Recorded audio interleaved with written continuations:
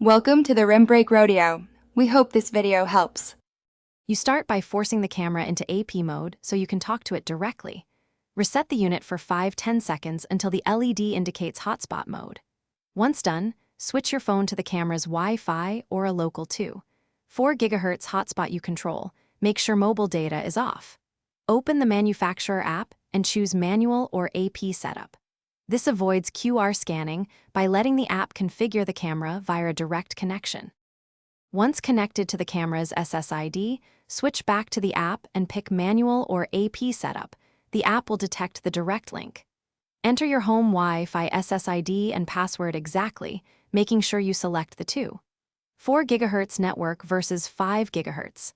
After you submit credentials, the camera will receive them and typically reboot to join your router. Make sure the app shows progress and allow up to 1 minute for the camera to associate and appear in the device list.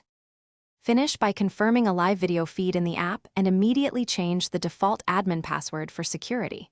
Once online, bind the camera to your account or configure local access, set motion detection and storage preferences, and note the device IP.